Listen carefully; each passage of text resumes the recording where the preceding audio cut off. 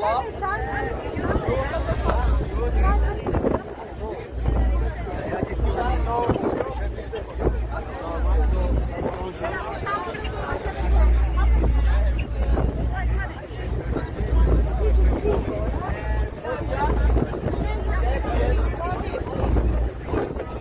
बड़ा क्रूज जो है वो गुजर रहा है साथ से।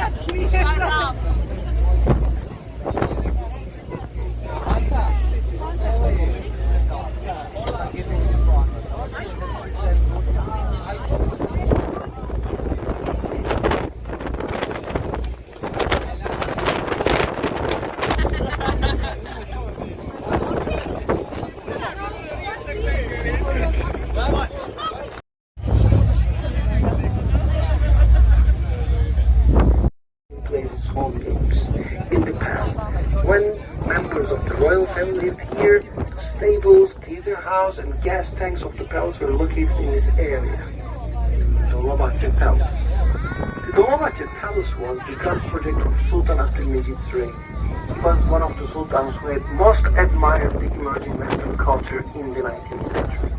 Eventually he decided to move the imperial household and the offices from the 4th century wall was employed to conceal the palace from the street side.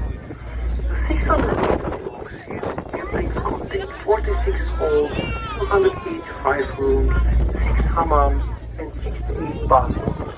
It was built on an area of 45,000 square meters and served as the residence of the sultans. The section was quite traditional. From left to right, it starts with Mate, the section given over to palace bureaucracy, included the royal reception room. In the middle is the Great Imperial Hall. This grand ceremonial hall was a venue for festive days of special occasions. A golden throne from the ancient Topol Palace was brought here for those days. The next section after the big hall was the harem, the private chambers of the sultans, queen mothers, and wives. The founder of the Turkish Republic, Mustafa Kemal Atatürk, used this.